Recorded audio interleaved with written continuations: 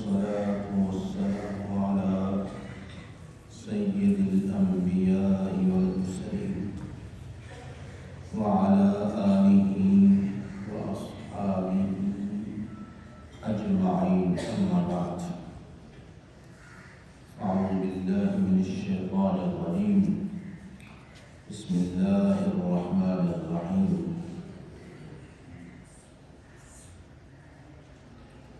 ومن آياته أن خلق لكم من أنفسكم أزواجا لتسكنوا إليها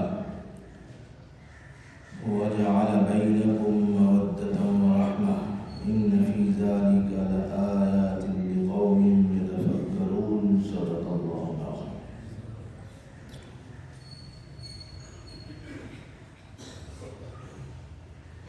ہماری گفتگو اس موضوع پر جاری تھی کہ مرد اور عورت کے باہمی تعلقات کس طرح ہونے چاہیے اور کس طرح ہیں. ہماری گفتگو کے سلسلے میں جو تسلسل کے ساتھ ہمارے ہم سفر ہیں انہیں ہمیں خوبی پتہ ہے ان کے حقوق کے بارے میں گفتگو کر رہے ہیں. حقوق والدین کے بارے میں ہم نے گفتگو کی، والد کے حقوق، والدہ کے حقوق. اب ہم پہنچے ہیں کہ میاں اور بیوی کے باہم ایک دوسرے کے ساتھ تعلقات وہ کیسے ہونے چاہیے. اس پر قرآن مجید نے بڑی تفصیل کے ساتھ گفتگو فرمائی ہے.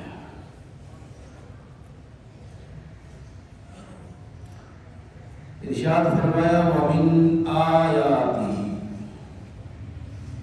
یہ اس کی نشانیوں میں سے ایک نشانی ہے. دیکھیں انداز دیکھا اس مضمون کا. فرمایا یہ جو ہم مضمون بیان کر رہے ہیں یہ اللہ کی نشانیوں میں سے ایک نشانی ہے. ان خلق لکم من انفسکم ازواجا، فرمایا تم میں سے ہم نے ایک جوڑا بنایا ہے. جوڑا کیا؟ جوڑا دو کو کہتے ہیں. ایک چیز ہو اس کے ساتھ دوسری ہو اسے جوڑا کہتے ہیں. زوج کہتے ہی یہ ہے کہ ایک چیز ہو اس کے ساتھ دوسری ہو جائے تو اسے جوڑا کہتے ہیں، زوج کہتے ہیں. فرمایا تمہارے اندر سے تم میں سے ہم نے ایک عورت بنائی ہے، عورت کو پیدا فرمایا ہے.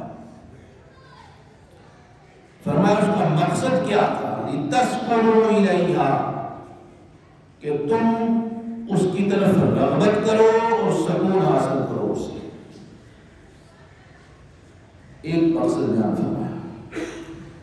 دوسرا ارشاد فرمایا وَجَعَلَ بَيْنَكُمْ مَوَدَّةً وَرَحْمَةً، پھر ہم نے کیا کیا کہ تم دونوں کے درمیان محبت بھی رکھ دی اور رحمت بھی رکھ دی. فرمایا یہ چیزیں جو ہیں تین چیزیں بڑی قابل توجہ ہیں. پہلی بات تو یہ فرمایا وَمِنْ آیَاتِهِ، یہ اللہ کی نشانیوں میں سے ایک نشانی ہے. یعنی اس کو آپ ویسے سمجھ رہے ہیں ویسے تعلق ہے نہیں، سرسری تعلق ہے نہیں. فرمایا اللہ کی نشانیوں میں سے ایک گہری نشانی ہے، اس کے اندر غور و فکر کریں. فرمایا کیا کہ ہم نے تمہارے لیے تم میں سے تمہاری بیوی بنائی ہے. فرمایا لِتَسْكُنُوا إِلَيْهَا، الیہا، تاکہ تم اسے سکون حاصل کرو۔ یہ دنیا کی جو زندگی ہے، قدم قدم پر مصیبتیں ہیں، قدم قدم پر غم ہے، کہیں معاشی غم ہے، کہیں تعلقات کا غم ہے، کہیں معاشرے میں باہمی جھگڑے ہیں، معاشرے میں مختلف قسم کی مصیبتیں اور پریشانیاں ہیں، لیکن ایک ہم نے تمہیں ایک فرق دیا ہے جس کے ساری کی ساری پریشانیاں جب باہر سے لے کر گھر میں آؤ تمہارے لیے ایک رفیق سفر ہو جس کے ساتھ تم سکون حاصل کر سکو۔ تسکنوا الیہا، کہ تم اسے سکون حاصل کرو، لیکن اگر سکون نہ ملے تو فطرت کے خلاف ہے۔ اللہ نے ارشاد فرمایا کہ تمہارے لیے بیوی بنائی ہے سکون حاصل کرنے کے لیے، لیکن باہمی تعلق ایسا ہو کہ جس میں سکون نہ ہو تو پھر وہ کیا تعلق ہوا؟ فطرت کے تو خلاف ہو گیا۔ اگر باہر بھی جھگڑا کرنا ہے اور گھر میں بھی جھگڑا کرنا ہے تو سکون کہاں ملے گا؟ باہر بھی پریشانی ہے اور گھر میں بھی پریشانی ہے، سکون کہاں میسر آئے گا؟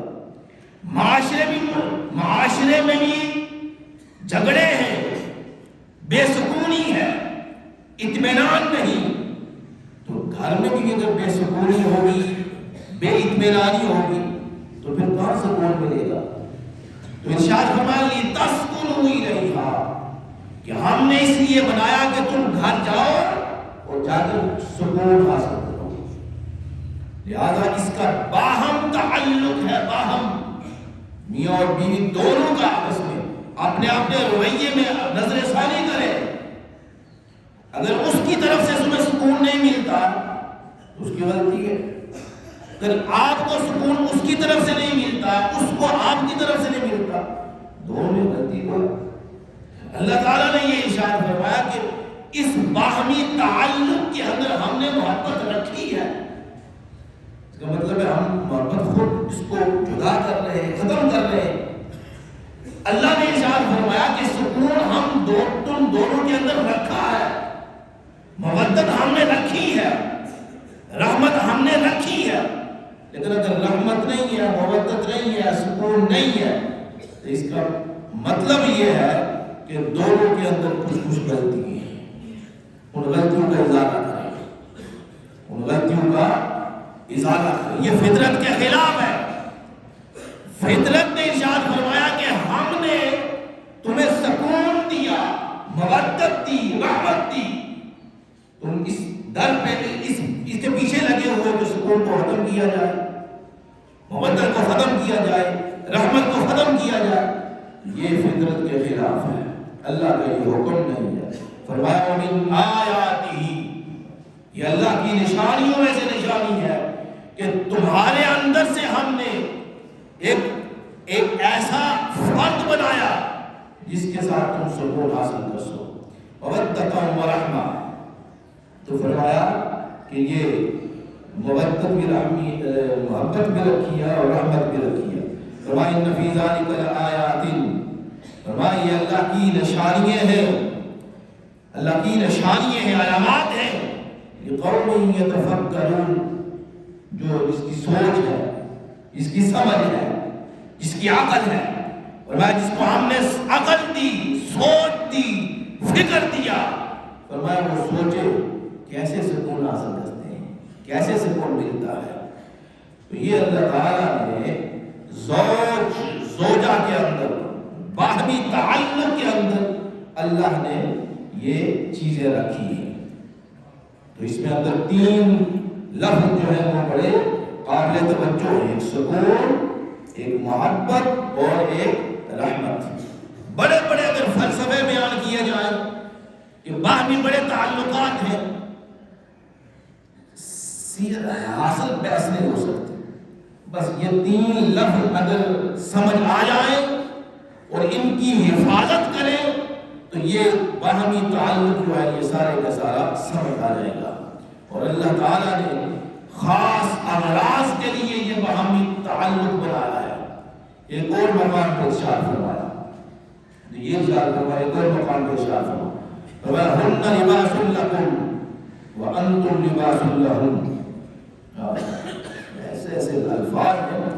فرمایا ہن لباس، میاں بیوی کے تعلقات میں کیسے تعلق ہے، کیسا گہرا تعلق ہے.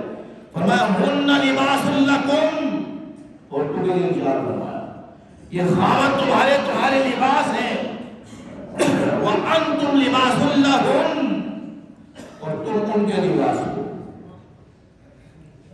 بات کو سمجھ لیا؟ بیویوں کو فرمایا کہ خاوند تمہارے لباس ہیں، خاوندوں کو فرمایا کہ بیویاں تمہارے لباس ہیں.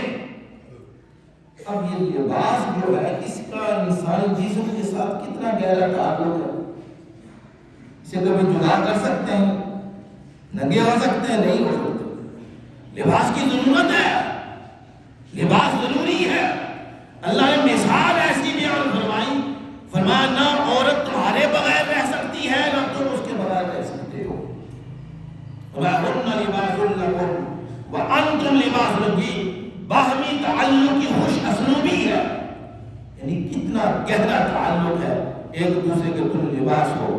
فرمایا یہ لباس کیوں فرمایا؟ فرمایا حقوق الفرائض مساوی مساوی ہیں. اس نے کھانا ہے تم نے بھی کھانا ہے، اس نے پہننا ہے تم نے بھی پہننا ہے. اس کے حقوق بھی ہیں تمہارے حقوق بھی ہیں. تم اس کے لیے لباس ہو، وہ تمہارے لیے لباس ہے. پھر لباس پردہ ہوتا ہے. لباس کیا ہوتا ہے؟ پردہ ہوتا ہے. ارشاد فرمایا کہ بیوی تمہارے لیے پردہ ہے، تم اس کے لیے پردہ ہو. وہ تمہارے لیے پردہ ہے، تم اس کے لیے پردہ ہو. پھر اس کے لباس کے اندر عیب کو چھپایا جاتا ہے. فرمایا وہ تمہارے عیبوں کو چھپائے، تم اس کے عیبوں کو چھپاؤ. کیسا بہترین انداز سے ارشاد و مثال. زینت، لباس باعث زینت ہوتا ہے. تمہاری بیوی تمہارے لیے باعث زینت ہے، تم اس کے لیے زینت ہو، وہ تمہارے لیے زینت ہے. لباس حسن و جمال کو نکھارتا ہے. تم اس کے لیے نکھر، وہ تمہارے لیے نکھر جائے. وہ تمہارے لیے راحت، لباس راحت کا باعث ہوتا ہے. فرمایا وہ تمہارے لیے راحت کے باعث بنے، تم اس کے لیے راحت کا باعث بنو. سردی اور گرمی سے لباس بچاتا ہے، تم بھی اس کو بچا کے رکھو، وہ تمہیں بھی بچا کے رکھے. کتنی تفصیل کے ساتھ اس کا بیان فرمایا. وہ تمہارے لیے زیب و زینت، تم اس کے لیے زیب و زینت. تمہاری تکمیل لباس کے بغیر نہیں ہو سکتی. انسان لباس کے بغیر مکمل ہو سکتا ہے؟ نہیں ہو سکتا. ہو سکتا ہے، لباس کے بغیر مکمل نہیں انسان ہو سکتا. کتنا پیسہ خرچ کرتے ہیں لباس پر، کتنی قیمتی لباس پہنتے ہیں، ادنے سے بھی کام چل جاتا ہے. لیکن زیب و زینت ہے، زیب و زینت کے لیے. تو یہاں ارشاد فرمایا کہ تمہاری تکمیل کے لیے لباس ضروری ہے. تمہاری بیوی تمہاری تکمیل ہے.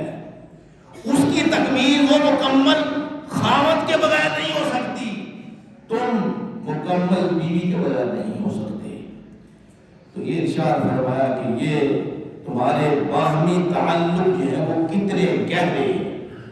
ہمارے باہمی تعلق کتنے گہرے. یہ نکاح کہ اغراض ہیں، مقاصد ہیں، اور ان کا پورا کرنا یہ ایک دونوں ایک دوسرے پر کیا ہے؟ حقوق ہے. اس سے بلند تصور، یہ جو ارشاد فرمایا لباس کا، اس سے بلند تصور باہمی تعلق کا نہیں ہو سکتا. یہ ارشاد فرما کر لباس کی مثال دے کر بس آپ یہی دیکھیں کہ لباس انسان سے کبھی جدا نہیں ہوتا. اسی طرح بیوی تم سے کبھی جدا نہ ہو. اور بعض دفعہ جو شرفاء لوگ ہیں، شرفاء لوگ، اور جن کی جو باعزت لوگ ہیں، وہ اس کو جدا کرنا، یہ ان کا جو خیال ہے یہ بہت دور کا خیال رہتا ہے. آدمی کام اٹھتا ہے کیسے لباس جدا ہوگا.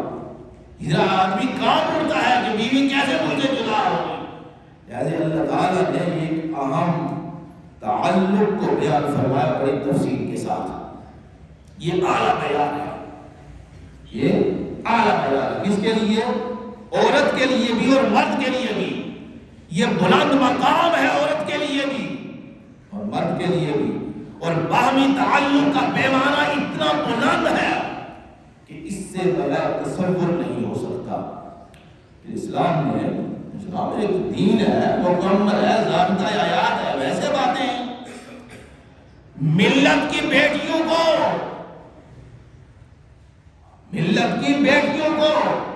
اور مسلمان کی بیٹیوں سے شرم و حیا کا نقاب اتارنے کے لیے نہیں کہا گیا.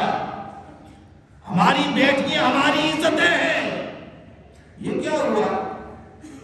چلتے راستے میں ہماری نظریں ویسے اڑتی رہتی ہیں. اللہ تعالیٰ نے ارشاد فرمایا قل للمؤمنین یغضوا من ابصارہم. فرمایا کہ جب چلتے ہوئے تمہارے سامنے عورت آ جائے اپنی نظروں کو جھکاؤ. لفظ ہے قل للمؤمنین. آپ ارشاد فرمایا ارشاد کیا ہے؟ دیکھیں تیور اس آیت مبارکہ کے تیور دیکھیں. فرمایا قل للمؤمنین، اے مومنوں. ارشاد مومنوں کو قل للمؤمنین یغضوا من ابصارہم، اپنی نگاہوں کو نیچا کر لو. اس سے بلند مقام کیا ہو سکتا ہے عورت کے لیے کہ ہمیں یہ حکم دیا گیا ہے کہ ہماری نظریں بھی ہمارا نہ پھریں. دیکھیں، سوچیں اور سمجھیں. تو اسلام نے ملت کی بیٹیوں کے چہروں سے شرم و حیا نوچنے کا حکم نہیں دیا ہے. اور یہ عورتیں ان کو محفل رقص و سرور ان کے لیے نہیں بنایا گیا ہے. کیسی باتیں کرتے ہیں؟ ان کی اجازت نہیں دی ہے. ان کو پردے کا حکم دیا گیا ہے. ان کا مقام ہے، ان کا مرتبہ ہے. اور ہم جو ان کے برابر کے ہیں مومن، انہیں حکم دیا گیا ہے کہ تم اپنی نظریں جھکا کے رکھو. لہذا عورت کا اپنا ایک مقام ہے. اللہ نے اسے مقام عنایت فرمایا. اور یہ مقام کس نے دیا ہے؟ اسلام نے دیا ہے. اسلام ایک دین ہے، ایک قانون ہے، ایک ضابطہ حیات ہے. ویسے باتیں نہیں ہیں. دیکھیں اور بڑے ہدایات کیا دی ہے. تو یہ استقلال کی علامت ہے دین ہمارا. کوئی پسند کرے یا نہ کرے، کوئی خوش ہو یا نہ ہو، اس کی اپنی مرضی ہے. کہیں گے نہیں، یہ حقوق عورت کے حقوق نہیں ہیں، اس کو مرد کے برابر حقوق نہیں دیے گئے. کیسے مرد کے برابر حقوق ہوتے ہیں؟ یہ اسے کہا گیا کہ ہمارا لباس ہے، لباس، اپنے لباس کی حفاظت کرو. انہیں حکم دیا گیا ہے.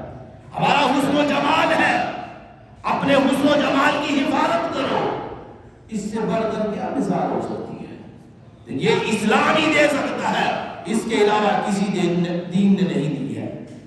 کیسے اتنے بلند مقام سے عورت کو لا کر آپ نے کیا نشو و نما کے لیے رکھ دیا، ایڈورٹائزمنٹ کے لیے رکھ دیا، بورڈوں پہ لگا دیا.